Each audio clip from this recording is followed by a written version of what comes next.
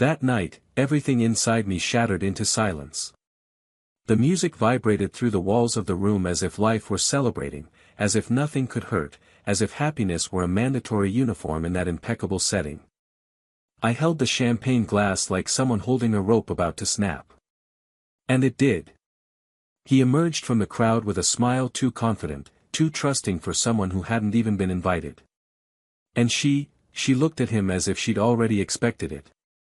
When he pulled her in and kissed her in front of everyone, as if I were invisible, time stopped for a second that lasted an eternity. There was no scandal. No one screamed. No one pushed her away. The party continued as if nothing had happened, as if it hadn't been there that my world had first collapsed. The only reaction was my exit, firm steps, dry eyes, and a dignity that, though torn, still walked by my side. I left behind the woman who promised to love me, respect me, choose me every day. And that night, she chose something else. It wasn't just a kiss. It was confirmation of something that had probably been happening for a long time. It was the period she decided to write in the middle of my sentence. And I just left. She came to me the next day with tears in her eyes and a trembling voice, as if she still belonged to me. She said it was a mistake, that she'd gotten confused, that she didn't know what she was doing. I stood there, trying to understand where in our story love had turned to doubt. She called me by name as if that were enough to bring back everything that no longer fit. But I no longer belonged to that pain. I no longer recognized that face that looked at me, begging for a time that would never return. Love, sometimes, dies like this, in a stranger's kiss, at a crowded party, in a moment that dismantles an entire life. I didn't scream, I didn't fight, I didn't cry. I just walked away again. And this time, from within her too. Time passed as it does when we're no longer in a rush. Day after day, I silently rebuilt myself. I discovered new music, new coffees, new routines. I discovered a new reflection in the mirror, more serious, lighter, more mine.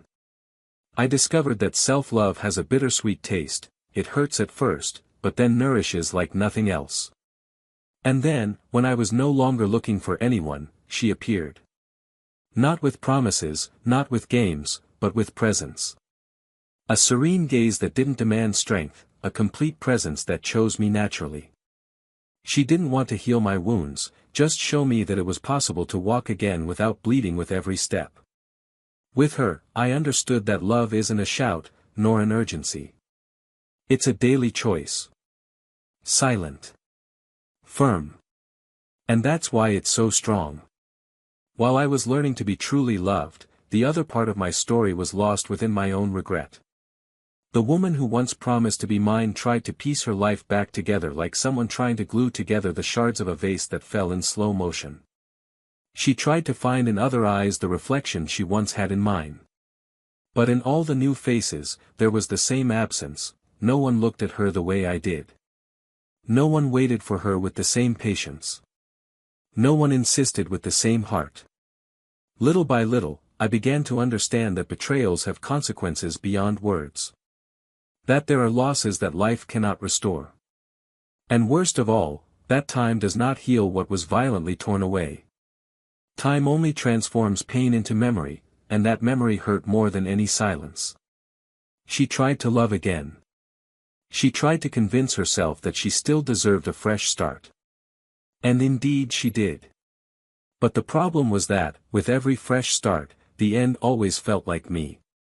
Silent comparisons, absent gestures, promises that sounded too shallow. One by one, the relationships she sought fell apart like sand through her fingers. Because what she lost wasn't just a man. It was the chance to be loved by someone who still believed that love stood the test of time. That kiss at the party was, for her, just a fling.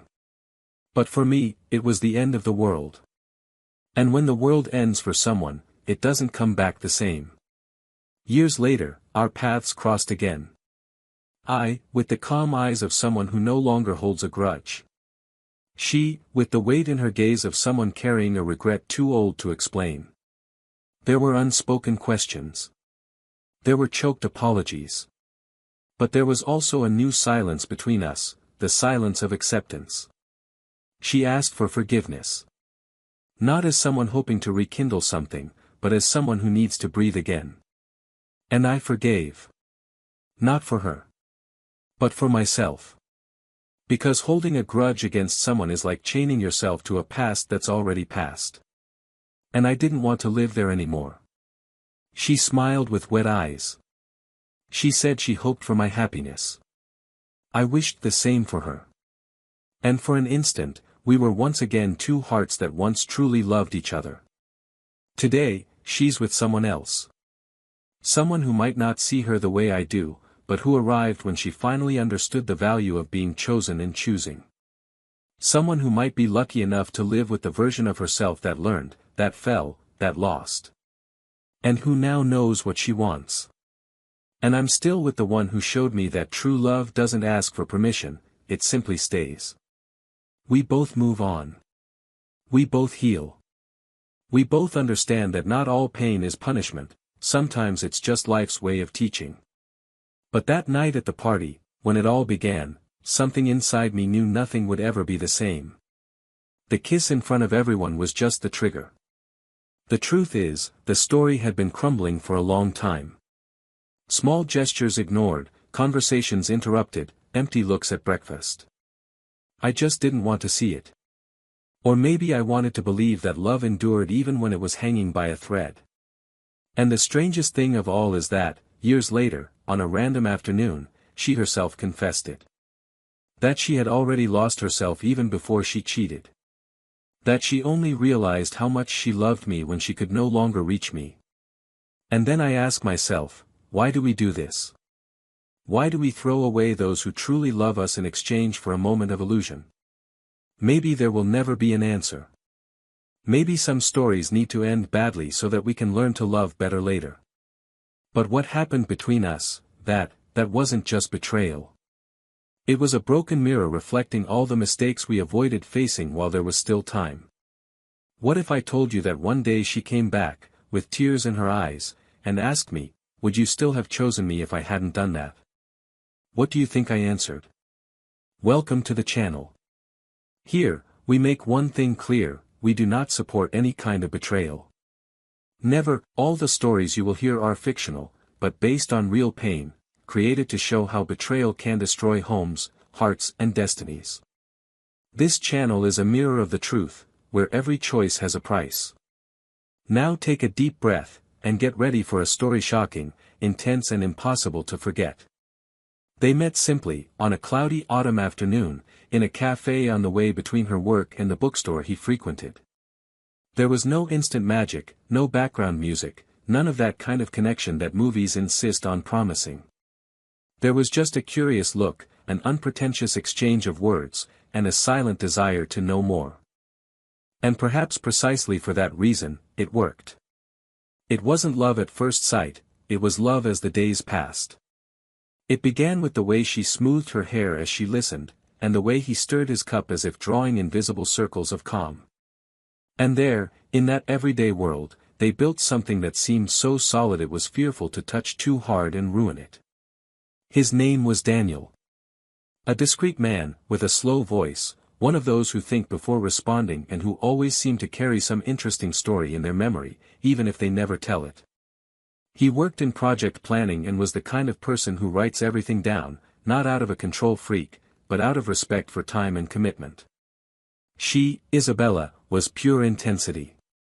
She had a lively intelligence, a gaze that captured nuances, and a way of laughing that was contagious even to those in a bad mood. She worked in advertising creation, which seemed perfect, considering how much she saw poetry even in the city traffic. They complemented each other in a way that didn't seek the spotlight, just peace. Daniel gave her the stability she lacked, and Isabella breathed new life into him with every conversation. Friends said they seemed made for each other.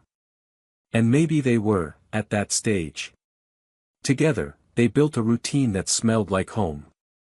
They shared mornings of warm bread and freshly brewed coffee, long, aimless Sunday walks, and silent late nights reading or just being there, together. They had the kind of connection that didn't require much fuss. A look was enough to tell the other was tired, or sad, or simply in need of a hug. It wasn't perfect, but it was real. The kind of love that makes you want to grow as a person, not lose yourself in the other. They lived in a small apartment, with walls covered in paintings and mementos, and a worn sofa that bore witness to almost every phase of their relationship. They argued sometimes, of course. And like any royal couple, they also faced periods when fatigue spoke louder, when communication seemed to fail, and when the noises of the world seeped through the cracks of their home. But even in the most difficult moments, there was an invisible agreement between them, not to leave in the midst of the storm. Daniel knew when she needed space, and Isabella understood when he needed silence. They respected each other's boundaries, and perhaps that's why it all lasted so long. During the first years, their relationship grew deeply rooted. They shared plans, travels, mistakes, and achievements. They built memories that seemed impervious to time. Their families grew closer, friends grew accustomed to seeing them together, and the cycles of life began to shape themselves around their existence. There was, indeed, a deep feeling there. Not just love, but admiration, companionship, care. When he received a promotion, she celebrated as if it were her own. When she won an award at work, he looked at her with the same glow as when he first saw her. They created a home in the deepest sense of the word. Isabella had a restless soul. Always seeking something new, always reinventing herself, always with a new project in mind. Sometimes this took her out of her routine, made her more absent, less present in the small details. Daniel understood, but never held her accountable. He trusted her. He trusted her because he knew she was like that his love didn't lie in constancy, but in the choice to return home. And she always did. Or almost always. Over time, as with any long-term relationship, adjustments came. Daniel began working in a more demanding field, with suffocating deadlines and many short trips. Isabella was promoted, gained visibility in the corporate world, and began attending larger events, important dinners, and meetings with people who seemed to have come from another universe. Their routines began to no longer fit together so perfectly. They ate dinner at different times. They went to bed at different times. Conversations became more about agendas than feelings. They still loved each other, but they began to drift apart without realizing it. She felt lonely sometimes, even though she loved him. He felt tired, even though he was happy. Intimacy turned to silence. Kisses became rarer, hugs more formal, and touch no longer came as frequently. Not because there was no desire, but because time was running out, and habit began to replace affection. Still, there were moments of tenderness that reclaimed what they both knew still existed. But there was something new, invisible, haunting them both, a certain absence disguised as normality. That year, they decided they needed to reconnect. They planned a short trip, just the two of them. But a company event came up that same week, and she couldn't cancel. He understood. And she promised that after the party, they'd take a few days to be together. And that's when the world slowly began to tilt. No earthquakes. Just that feeling that something was about to collapse, even if no cracks were visible yet. The promises continued to come, but they no longer came with the same sparkle in their eyes. Daniel began to notice details. Small changes in her tone of voice. Messages that were responded to more slowly. Smiles that didn't reach her eyes. And inside him, something began to unsettle, as if a forgotten part of his soul was screaming that it was being left behind. But he didn't accuse her, didn't confront her. Perhaps out of fear of hearing a truth he didn't want to hear. Perhaps because he believed it was all just fatigue, pressure, the weight of a cruel routine. Isabella, for her part, struggled with feelings she couldn't name. She felt guilty for feeling disconnected from a man who had always loved her loyally. She feared she was changing, that she was losing something inside herself. And she tried to convince herself it was just a phase, that everything would return to normal. That this turmoil inside her was merely a reflection of a life that was too hectic, a job that was too demanding, expectations that were too high. But deep down, she knew, there was an empty space growing where peace once resided. During the week of the party, Daniel spent more time alone than usual. He prepared the house to welcome her after the event, bought her favorite wine, even chose an old movie they used to watch together. There was hope in his every gesture. A sincere desire to see her smiling just for him again. Isabella, on the other side of town, was getting ready in front of the mirror with a confused look. She knew the event was important, she knew she needed to be there. But something inside her weighed heavily. As if she were going somewhere she no longer recognized. As if she were moving away, even without wanting to. There was no betrayal. Not yet. There was a silent disconnect, a chasm growing between them without warning. A love struggling to survive time, absence, and wear and tear. But at some point that night, fate would put everything to the test.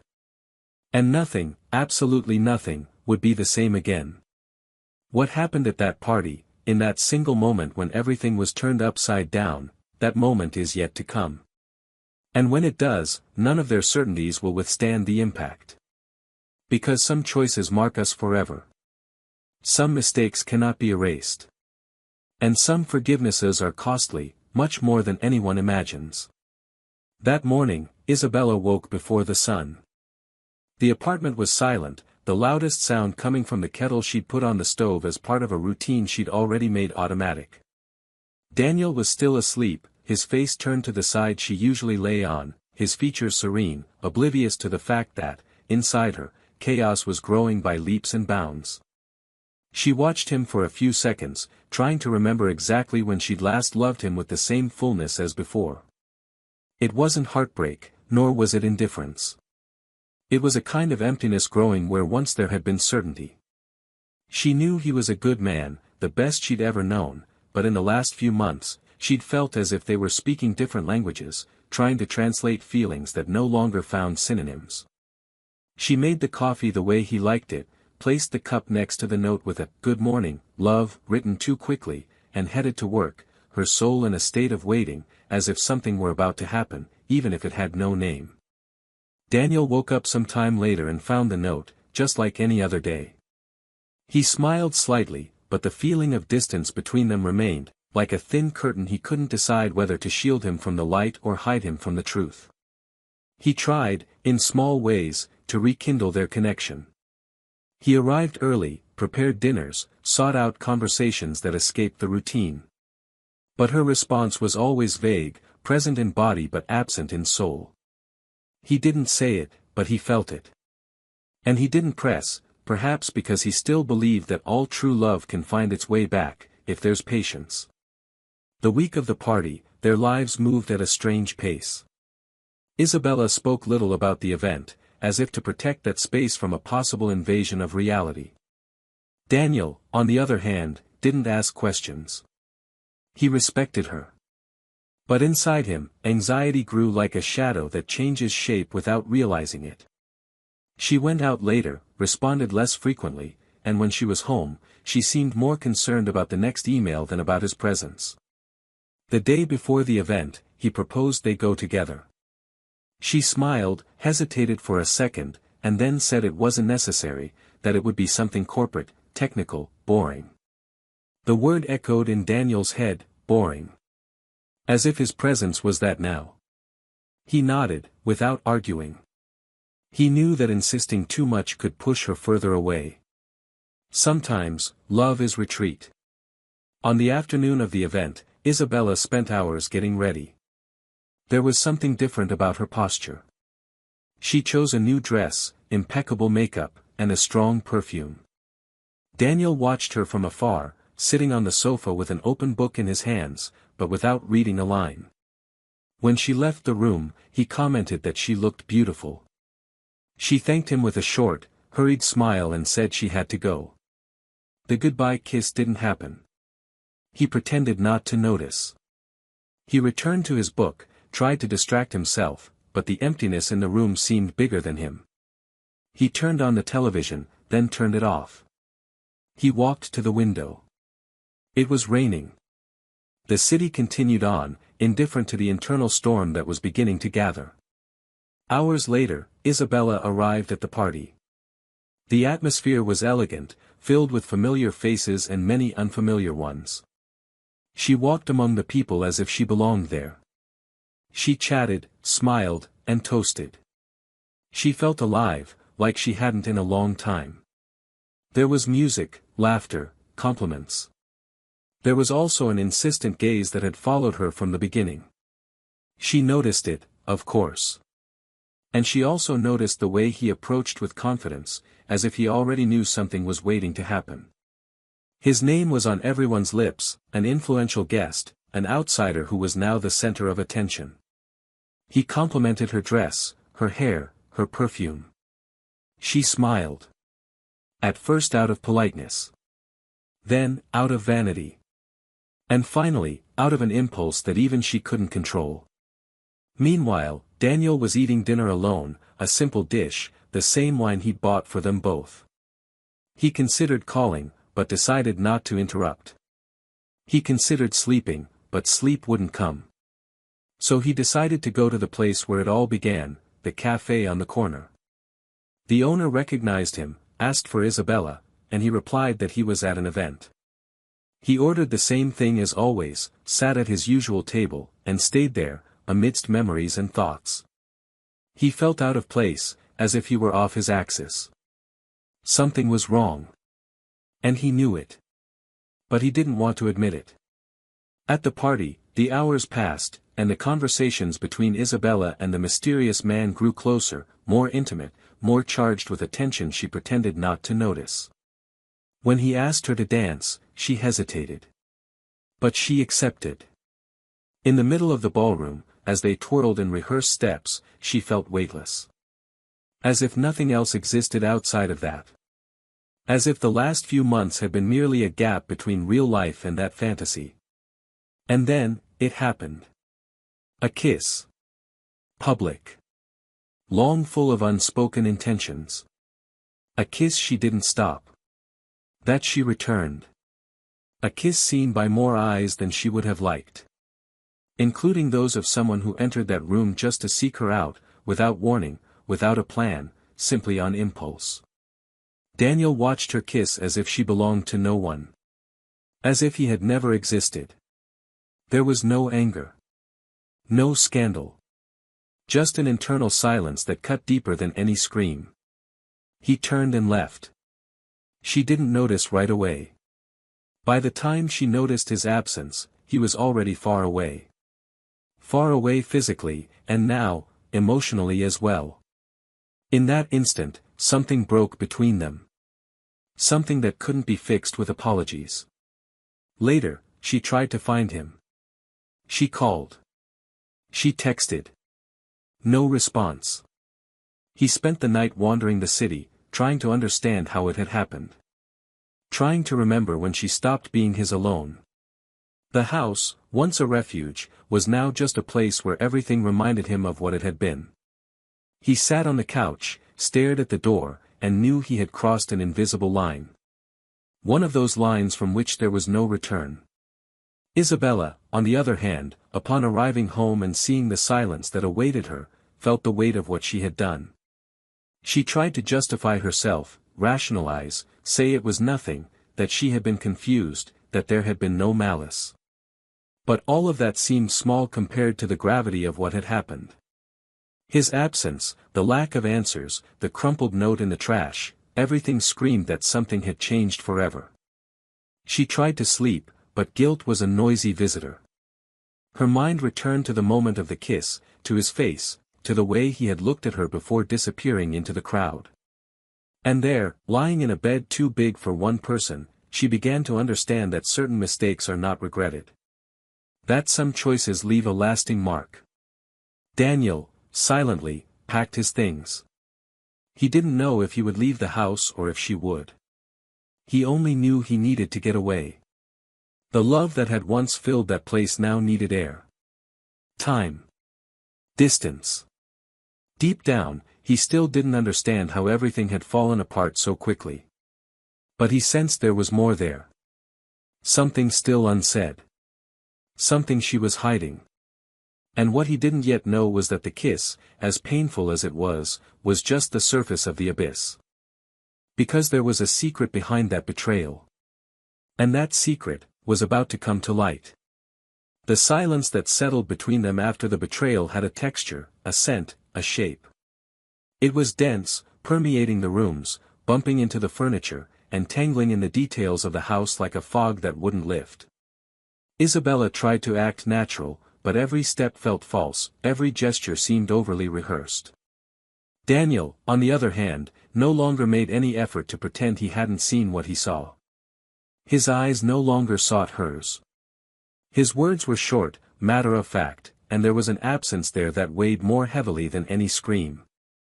Their life together had become a coexistence of civilized strangers, sharing the same roof only by inertia. The betrayal was obvious, even if unspoken, and now hovered over them the question neither had the courage to ask aloud, why? It was on a random night, days later, that the dam began to give way. She'd come home from work early, and he was sitting on the porch, staring at the cloudy sky with an expression that mixed weariness and detachment. She paused at the door, hesitant, observing his profile against the dim light coming from the lamp nearby. She said nothing for a few seconds, until, without turning his head, he asked if she had anything to say. His voice was low, without anger, without irony, simply as if offering a final opportunity for honesty. She approached slowly, sat in the chair next to him, and took a deep breath before speaking. She didn't apologize, didn't try to justify herself. She simply said she knew he'd seen it. And that she would understand if he chose to leave forever. He was silent for a few seconds, then turned his face toward her and asked with firm eyes if it had been just a slip of the tongue or if there was something more to it. Isabella hesitated. She swallowed as if the words that followed would taste bitter. She said it was a mistake. That the moment had taken her. But before she could finish her sentence, he interrupted her with another question, this time firmer, more urgent, as if needing to tear the truth from its roots. Had that happened before? She looked at him as if her soul had been pulled from her body. She shook her head. She said no. And it was true. But he didn't believe her. And doubt was a knife between them, cutting what remained of their bond. That night, he slept on the couch. Not out of revenge, but out of necessity. The room now repulsed him. The scent of her pillow, which had once soothed him, now suffocated him. The next day, he left early, without saying where he was going, without leaving a note, with no timetable for his return. Isabella spent the entire day pacing the house, lost in memories and thoughts. She felt drowned in her own guilt. He knew what he had done. He knew the depth of the pain he had caused. But there was still something inside her that gnawed at her more powerfully than her own remorse. Something she never told him. A reason that didn't absolve her, but perhaps explained it. When he returned, it was already past 9 o'clock. She was waiting for him, sitting on the living room floor, surrounded by boxes of photos, old notes, mementos of a time when everything seemed so simple. He saw her there, her eyes watery and her breath shallow, and for a second, he considered going straight upstairs. But he didn't. He sat on the sofa, silent, waiting for her to say what seemed to have been stuck inside him forever. And that was when she began. She said she needed to tell him something. Something she herself had tried to bury. Something she'd never had the courage to reveal because she knew it would change everything. Daniel frowned, his stomach churning with anticipation of what was to come. Isabella brought her hands to her face for a few seconds, as if hiding from her own shame, and then began to speak. She said that years ago, long before that party, there had been a conversation. A quick, informal encounter with a man she'd met in college. At the time, they'd only been together for a short time, still building the foundation of their relationship, still learning about each other. This man, whom she described as someone from the past who had reappeared out of nowhere, made a proposal that left her confused for days. He'd said he still thought about her, that he regretted letting her go, that he'd like to have her back. She refused. She said she was in a relationship, that she was happy. But she kept that conversation a secret. She never told Daniel. She buried it as something unimportant. But it wasn't. Over time, that moment became a blind spot. A recurring thought. What if, that haunted her on her darkest days. When they began to drift apart, when routines clashed and silence settled in, that memory returned with greater force. And so did the man. He sought her out again. It began with subtle messages, then with casual invitations. And it was with him that she danced at that party. It was he who kissed her in front of everyone. And, more than that, it was he who manipulated her with words spoken at just the right moment, touching precisely on the insecurity she tried to hide from everyone, the fear of having made the wrong choice. Daniel listened without interrupting, but the tension on his face was almost unbearable. Isabella said the kiss wasn't planned. That she felt fragile, emotionally exposed, and that she'd fallen into a trap she'd allowed herself to be set. But what hurt most, what she hadn't yet said, was the real reason for that kiss. And when she finally found the courage, the revelation crashed between them like an earthquake. She said the man confessed, right there, after the kiss, that he only approached her out of revenge. Not love. Not desire. But wounded pride. Because Daniel, years ago, had turned down a partnership with him on a professional project that could have changed his life. He said Daniel had humiliated him, that he had coldly rejected him. And he promised himself he would make Daniel pay. That he would destroy him in the cruelest way possible, by making him see the woman he loved ripped from his arms in front of everyone. And he succeeded. Daniel was silent for long seconds. His chest rose and fell slowly, as if he were trying to keep his heart together by force. He stood, walked to the window, and rested his hands on the sill. The rain was beginning to fall outside. He said everything made sense now.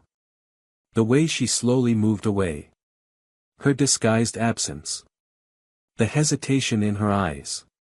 He said he didn't feel angry with her. But he couldn't feel pity either. There was only emptiness. A huge space inside him that had once been filled with love and was now filled with nothing. Isabella approached, put her hand on his shoulder, and said she regretted it instantly.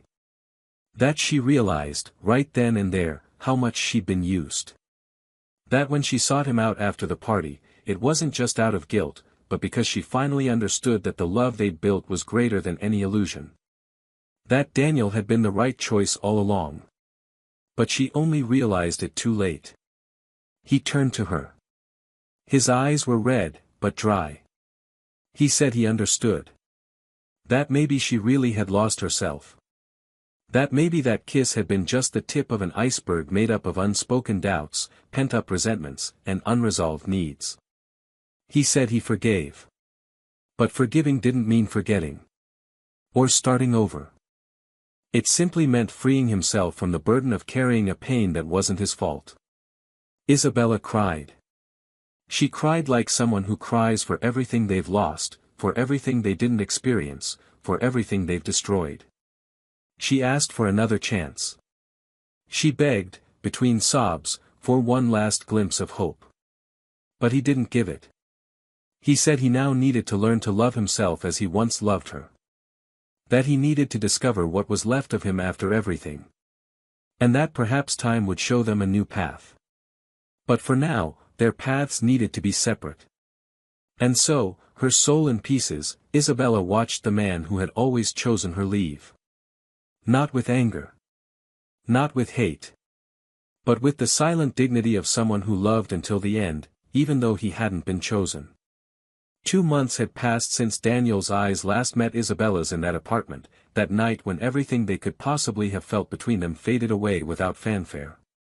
He didn't leave a letter, didn't announce his departure with speeches or symbolic gestures. He simply closed the door behind him, taking only the essentials, leaving behind the memories scattered across the furniture and the most sincere part of the love he once carried in his heart. The apartment seemed smaller now, stifled by memories that refused to dissipate, like the lingering perfume that lingers even after the body is gone. Isabella remained there for a few weeks, trying to maintain a minimal routine, clinging to any shred of normalcy. But the space, which had once been theirs, began to silently cry out his absence, until she, too, was gone. Daniel found shelter in a small, furnished apartment in another part of the city. Nothing there resembled the life he once had. There were no paintings, no stacked books, no notes left on the coffee table. There was, however, a different kind of peace. It wasn't the peace of relief, but that of a man accepting that he must pass through a desert before flourishing again. Work continued, responsibilities demanded his presence, and his friends respected the space he requested with their eyes. They didn't ask much, they didn't offer advice. They were simply there, discreetly, allowing him to breathe, without pressuring him to heal. It was on one of those cloudy days, between work and the silence of his new home, that he met Helena. Nothing romantic, nothing cinematic. It was an urban design event, he'd been invited as a consultant, and she was there as a guest speaker. Their eyes met between presentations, unintentionally. They chatted casually at the event's cafe, and he was surprised by the lightness of the conversation, the lack of any urgency. Helena was calm, articulate, with a look that listened before judging. In the following days, they exchanged messages about professional matters, then more personal conversations began, and before Daniel knew it, there was laughter between them. There was no rush. He wasn't looking for a new love. But when she reached out, he didn't back down. He accepted her slowly, carefully, allowing his heart to find a new rhythm. Meanwhile, Isabella was on another journey. After leaving the apartment, she moved in with a close friend, trying to regroup emotionally. The first few days were a silent chaos, pent-up tears, misdirected anger, shame burning in the back of her throat. But over time, she began to look within herself more clearly. She sought therapy, faced the mirror with more honesty, revisited her history to understand when she stopped being true to herself. She wasn't looking to win Daniel back, at least not immediately. She wanted to understand how she could have sabotaged something so precious. And in this search, she rediscovered parts of herself that had been dormant for years. She returned to writing, an activity she had abandoned when life became too practical. She went back to walking alone, drinking coffee calmly, listening to old songs without needing them to mean anything. And in this process of rebuilding, something beautiful began to emerge, a more conscious, more whole woman who no longer needed to hide behind excuses. Their reunion happened by chance, or perhaps by the kind of chance the universe arranges when people are finally ready. It was a Sunday afternoon, in an open park, where a literary fair was taking place. Daniel had gone with Helena, who loved cultural events, and they were browsing books when he heard a familiar laugh in the background. His body reacted before his mind. He turned slowly, and there was Isabella, sitting at one of the stalls, talking to an author he'd admired for years. She saw him almost at the same time, and time stopped for an instant neither of them could measure. He held Helena's hand tightly and walked on. They passed close, their eyes met, and what was unsaid became more eloquent than any words. She smiled gently, he nodded slightly, and they continued on. That night, Isabella wrote. For the first time in a long time, not to organize her thoughts, but to free them. She wrote about love, about mistakes, about how life teaches us through pain what we could have learned through love. She didn't send the text to him. She didn't ask for anything else. She simply accepted it. But fate, once again, had plans of its own. A few weeks later, during a get-together with old colleagues, one of their mutual friends invited them to a casual lunch. Neither of them knew the other was there until they arrived at the restaurant. There was some awkwardness at first, but the others made a point of treating everything naturally, which made things easier. During the meal, they spoke little. There were exchanged glances, suppressed laughter, but no tension. When lunch ended, they were both outside, waiting for the rain to pass. She spoke first, her voice calm, "You look fine." He smiled. He said he was rebuilding himself, and that it took time. She replied that she was in the same process. And then they sat in silence for a while, listening to the rain. It was at that moment that Daniel surprisingly broke the silence. He said there were days when he still remembered her fondly. Not with longing, but with gratitude. Because it was through the fall that he understood he needed to find himself first. She held back her tears. She told him he was right. That she had destroyed the best she had because she didn't know what to do with so much love. That she wasn't there to ask for anything, just to thank him. And in that moment, without drama, without pain, they embraced. A firm, sincere embrace that sealed everything that needed to be closed. The following months brought new beginnings for both of them. Daniel and Helena grew closer with maturity, building a relationship based on conscious choices. There was no idealization, only mutual care. Isabella, for her part, met a man during a writing course. Someone who arrived slowly, without promising cures, but with a willingness to build something together. And, over time, she allowed herself to love again, not as before, but more attentively, more generously, less impulsively. The forgiveness between Daniel and Isabella didn't turn into love again. It turned into respect. It turned into learning. It turned into the certainty that some pains aren't a curse, but a transformation. The love that existed between them wasn't in vain. It served to help each of them find their own essence. To help them learn to value what truly matters. And so that, in the end, they could look back without shame, without guilt, only with the certainty that they had grown. Their last meeting was brief, unexpected, in a bookstore. Both alone, both well. They chatted like old friends. They talked about life, books, and their journeys. They laughed over old stories. And, as they said goodbye, Isabella said, "Thank you for loving me when I didn't even know how to love myself." Daniel replied, "Thank you for teaching me that even pain can be the beginning of something good." And then, they parted with a light hug, like someone who finally understands that the end of a story can, indeed, be beautiful, as long as one knows how to learn from it. The morning after their reunion at the bookstore dawned with a rare, almost strange serenity, as if the universe had finally granted the two characters in that story a new lease on life, a respite between painful memories and possible futures. Daniel walked through the streets with a feeling he hadn't experienced in a long time, lightness. But it wasn't the illusory lightness of someone who forgets, it was that of someone who forgives. The embrace he shared with Isabella seemed to lift from his shoulders the accumulated weight of years of hurt, frustrated expectations, and undigested silences. It was as if life were telling him that, yes, suffering had served its purpose, it had molded, transformed, hardened in some parts and softened others. And that day, he knew with clarity that he was no longer the same man who left the party months ago with his dignity wounded. Now, he was someone who had crossed his own abyss and arrived on the other side with his soul intact. Isabella, for her part, spent the rest of the day immersed in deep reflection, looking within herself like someone exploring an old house, opening forgotten doors and staring at the dust accumulated in every corner. When she got home, she took off her shoes and sat on the living room floor, surrounded by the books she'd been accumulating lately. She took a deep breath and wrote another page of the journal she'd started in therapy, where she poured out everything she couldn't say out loud. She didn't write for him, nor for herself. He wrote for the version of her left behind, trapped in guilt, doubt, and fear of being unloved.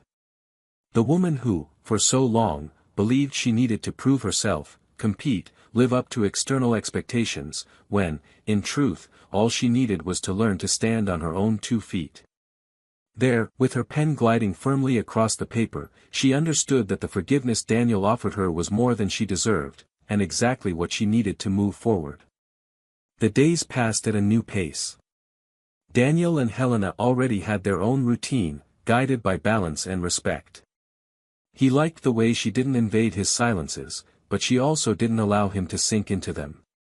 He liked the way she took care of the little things, as if she knew that true affection resides in them. Helena, in turn, admired the depth with which Daniel looked at the world, as if always searching for meaning between the lines. Their relationship wasn't made of fireworks, but of silent complicity, expressed in gestures and mutual trust. There was no rush, but there was commitment. And this, for Daniel, was a new way of loving, more conscious, less idealized, but no less intense. Isabella was also experiencing a new beginning. The man she met in her writing course was different from all the others who had passed through her life. He had a calm way of being, a genuine listener, a patience that didn't seem to come from the modern world. With him, there were no games or grandiose promises, but a daily surrender, a mutual choice that renewed itself in the details. He knew her past, knew the pain she carried, and never made her feel guilty about it. On the contrary, he told her that her scars made her more real, more human. And she, for the first time, felt she could be exactly who she was, without masks or disguises, without fear of not being enough. But there was still a dilemma within Daniel that wouldn't be easily resolved, an internal conflict that grew the more peaceful life went on. He knew he had done the right thing by forgiving Isabella, by moving forward, by building a new story with Helena. He knew he had been fair, honest, true to his own values. But sometimes, when he found himself alone in the silence at the end of the day, he was overcome by a question that insisted on returning: was the forgiveness he had given complete? Had he, even having turned the page, left some unfinished line, some misaddressed feeling, some word left unsaid? Because forgiveness, he discovered, wasn't an event, it was a process. An ongoing exercise in not allowing the past to contaminate the present. And there were times when, even at peace, he found himself remembering old scenes with a tightness in his chest that wasn't grief, but longing for a version of himself that would never return. One day, while organizing old documents, he found a box of forgotten photos. Images of trips, simple house parties, cloudy days that had become memorable. Among them was a note written by Isabella on a birthday: "No matter where life takes us, I will always remember that it was with you that I learned what it means to truly love." He read those words calmly, with the maturity he now carried in his gaze, and felt that the note wasn't a lie. It was true. True at that time, in that version of them that no longer existed. And for the first time, as he put the note back in the box, he felt that their story had, in fact, completely ended. Not with pain, not with sorrow, but with gratitude. Isabella, on one of her dates with her new partner, heard something from him that made her pause for a few seconds. He said, in a calm tone, "You still speak of him with great care. That's beautiful. It means there was love." She smiled, surprised by the way he viewed her past without competition, and replied, "Yes, there was. And when it's genuine, it never turns into hate." It was in that moment that she understood that she had finally ended that cycle. That she no longer needed to apologize for her mistakes, because she had learned. That she no longer needed to fear being judged, because she now lived with transparency. And that a true new beginning comes not when someone else accepts us again, but when we accept ourselves completely, with everything we once were and everything we can still be. Time continued to do its silent work. Days turned into weeks, seasons changed, and with them, feelings adjusted. Daniel and Isabella, though they followed different paths, crossed paths a few times, always with respect and a kind of calm affection.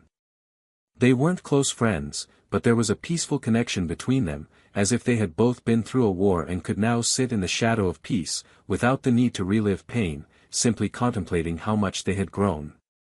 Helena was aware of these interactions and never felt threatened. Isabella, for her part, never tried to reverse the decision that separated her from Daniel. They both knew that the love they shared was profound, but that what they had now, in their new lives, was more sustainable. The moral complexity of what they experienced was never denied. Daniel knew that, even though he had been the victim of betrayal, he had also contributed to the emotional distance that preceded it all. He knew that love requires active presence, and that silence, however noble it may seem, can be corrosive. Isabella, on the other hand, learned the hard way that internal emptiness cannot be filled with external validation, and that the search for self cannot override those who love us.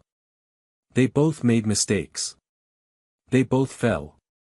But they both rebuilt themselves, and there is no greater justice than that.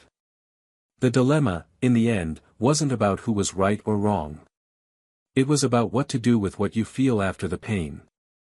Daniel chose to rebuild with integrity. Isabella chose to transform guilt into wisdom. And in the space between these choices, a rare kind of peace was born, the peace of knowing that, despite everything, they went all the way with an open heart.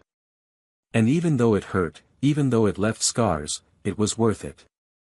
Because it was these scars that paved the way for the true love they would later experience, no longer with each other, but with others who knew how to welcome them in the right way, at the right time, with the right version. And that, in the end, perhaps is what matters most.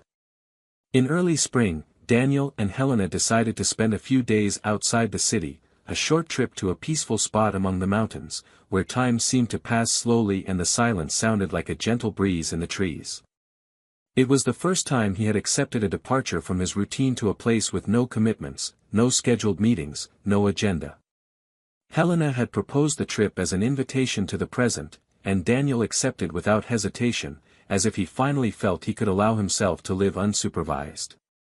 Upon arrival, the two settled into a wooden cabin with a porch overlooking a calm lake, and in that serene landscape, something inside Daniel began to quietly reorganize. For the first time in a long time, he slept soundly, without disturbing dreams, without old memories invading his rest. He woke to light streaming through the wide windows and felt the weight of years slipping from his shoulders. When he looked at Helena, lying beside him, wrapped in the white sheets and at peace, he knew with an almost physical certainty that he was where he needed to be. Not because the past no longer hurt, but because it no longer hurt in the same way. On the second day of their trip, as they walked along a trail surrounded by tall trees, they began talking about the future. Helena mentioned that she was thinking about changing careers, that perhaps it was time to leave the stability of her current job and pursue something more connected to her beliefs. Daniel listened attentively, as he always did, but this time, beyond listening, he felt a desire to participate in the construction of that plan.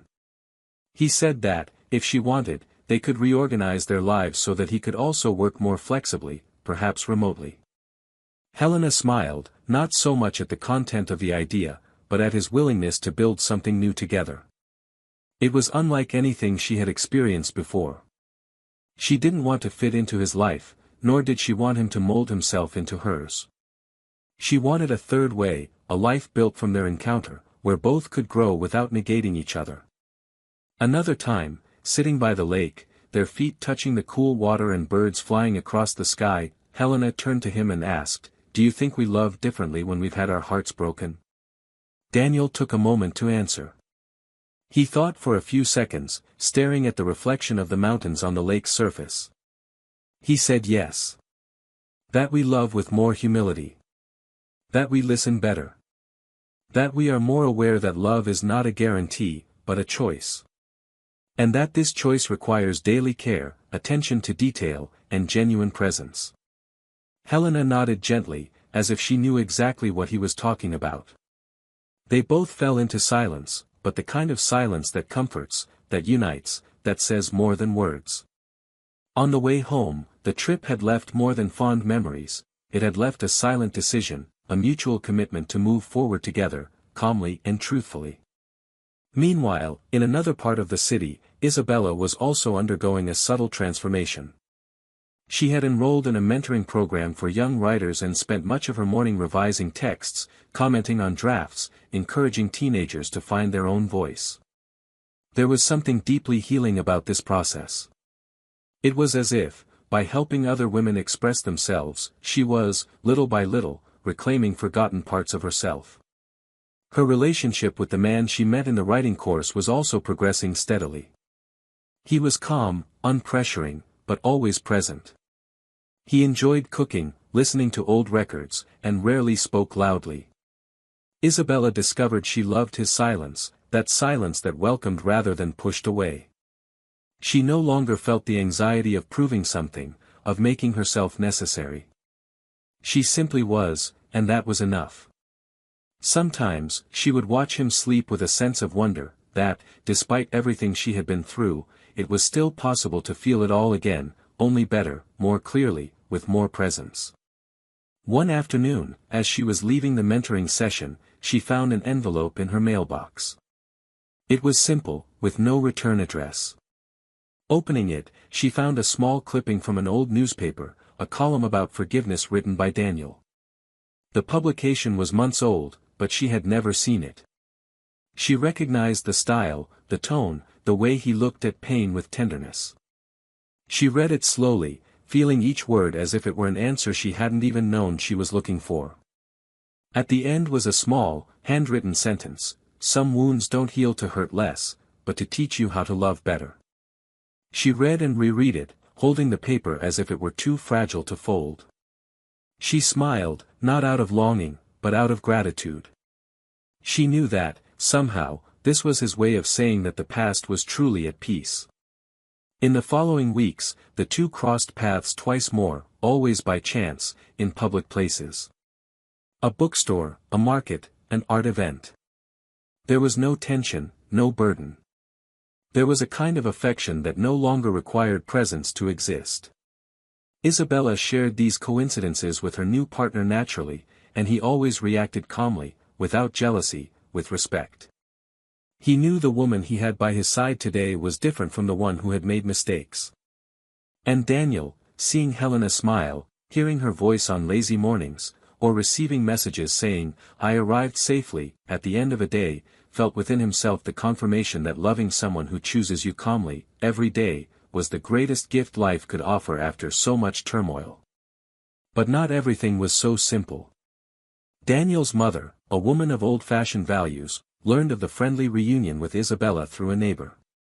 And this caused unexpected discomfort. She never forgave what happened. She considered betrayal unforgivable, and while she respected her son's choices, she found it difficult to accept the idea that he could talk normally with someone who, in her eyes, had destroyed who he was. At a family dinner, she commented to Daniel, subtly but incisively, "We wash ourselves clean of mud, my son, but we don't need to keep walking through rain." The phrase stuck in his head for days. Helena sensed something was bothering him and, one quiet evening, asked him directly. He confided in her. He said he didn't want to live trying to prove his decisions to anyone, but that he felt a slight guilt for making peace with someone who caused so much pain. Helena listened attentively and replied firmly, "You are not weak for having forgiven. You are free for having achieved it. And no one has the right to make you doubt that." That conversation was a kind of liberation. Because, in that moment, Daniel understood that moving forward, with a clean heart, was what made him strong. That the pain he'd endured hadn't been in vain. That he was now a more whole, more aware man, and that his current love wasn't a patchwork, it was a clear, full, real choice. And it was this certainty that accompanied him on the day, months later, when he received an unexpected invitation, to the launch of Isabella's book. A collection of chronicles about new beginnings. She hadn't asked him to go. She simply sent the invitation with a note, "Thank you for being the starting point. I hope life is being kind to you." He read it silently, showed it to Helena, and they both decided to go. On the night of the launch, the bookstore was packed. Isabella wore a dark blue dress and looked more confident than ever. When she saw Daniel and Helena enter together, she smiled sweetly, nodded, and continued chatting with other guests. Later, when the three passed by the book signing table, they exchanged a few simple, sincere, and light words. Isabella looked at Helena with respect and admiration and said, "You have an incredible man by your side. Take good care of him." Helena responded gently, "I know. And he takes good care of me too." They both smiled, and in that gesture, there was more maturity than 1,000 apologies could convey. When Daniel said goodbye to Isabella, she handed him a copy with a discreet dedication, "For the one who taught me the value of choice, even when it costs us dearly." On the way home, Daniel sat next to Helena in the passenger seat and remained silent for a few minutes. She didn't ask anything, just waited. When he finally spoke, he said that night had closed the last open circle in his life. And that, strangely enough, he was glad he'd gone. Helena held his hand and simply said, "Me too." And so it was, through unexpected encounters, conscious decisions, and well-faced pain, that they arrived at this point, two lives marked by loss, yes, but mostly by courageous choices. Because love, in the end, is this, choosing. Choosing again, despite everything. And the hardest part, choosing differently when you've learned enough not to repeat the same mistakes. Years had passed since that night Daniel and Helena left the bookstore with a copy of Isabella's book in hand. Time, which once seemed like a cruel enemy, had now become a silent ally, bringing layers of understanding that only emotional distance can reveal. The days became less about the past and more about the carefully constructed present. Helena and Daniel were married in a small, intimate ceremony beneath a century-old tree, surrounded only by the people who truly played a part in rebuilding their lives. There were no grand speeches, but there was an exchange of glances that said it all: "I'm here, whole, without a trace of what broke me, ready to choose you every day." That night, as they danced slowly to an old song, Daniel reflected for a moment on everything he'd experienced up until that point, on all the versions of himself he'd had to abandon to reach that moment. And as he looked at Helena, there was no doubt, this was the right love, at the right time, with the right woman. Helena, in turn, found in Daniel not just a companion, but a mirror. Someone who, like her, understood that love wasn't about living in idealization, but about walking together even when the days were cloudy. She didn't want to erase his past, and he never tried to hide who he was before meeting her. Between them, everything was clear, even the silences. She taught him that affection also lives in routine, in pauses, in moments when one doesn't need to say anything to be understood. With her, Daniel discovered a love without urgency, where the present was worth more than any memory. And in that kind of love, he flourished. He never returned to his old apartment, never again sought answers in the shadows of his experience. His home was now. His choice was now. And this certainty didn't need daily reaffirmations, it was enough to be there, whole, constant, committed.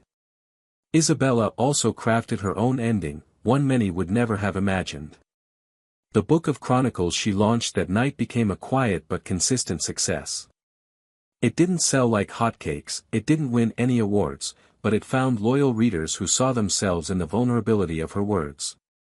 Over time, she was invited to teach workshops in other states, participated in debates on emotional reconstruction, and was eventually asked to collaborate on social projects that encouraged women to start over after painful breakups.